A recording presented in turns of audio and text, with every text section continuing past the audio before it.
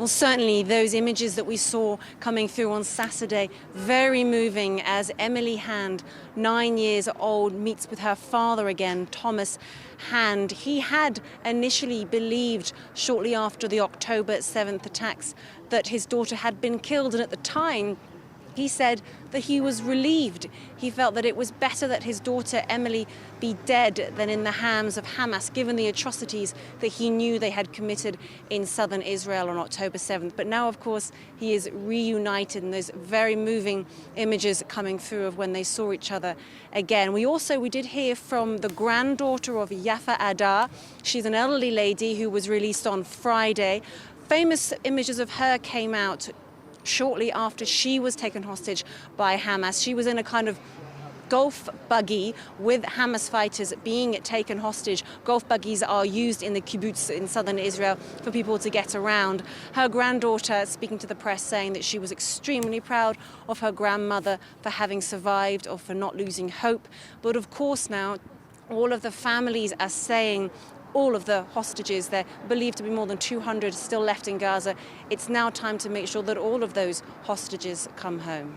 And Claire, in exchange for those Israeli hostages, dozens of Palestinians incarcerated in Israeli jails have been freed in the past couple of days. I know you've met one of them. Her name is Amani Hasheem. Just tell us a bit about her.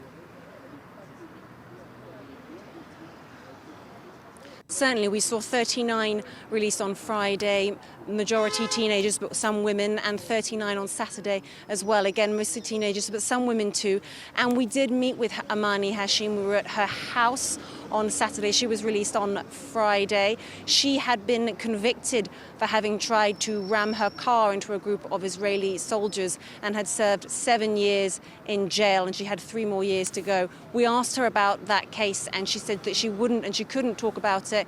She was fearful that she talked about those accusations that the judicial case could be reopened. So we didn't get a picture of what she felt about that accusation, but we did ask her how she's feeling, and she told us, of course, she's overjoyed to see her children again. She has only been able to see them for 10 minutes once a month through a glass window for the last 7 years. So her children, who are now 11 and 12, are able to get to know their mother for the first time. And she also told us about the conditions of her release. We know that the Israeli police are under orders to try to stop celebrations in East Jerusalem, where Amani Hasheem is from. And we can take a listen to Amani Hasheem now.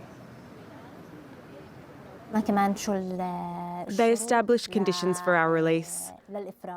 There could be no celebrations, no Palestinian flags, no sweets given out, no megaphones, no gatherings around me.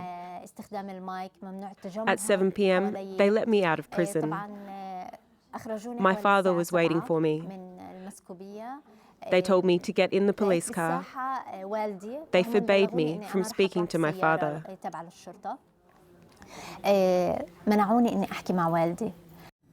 That's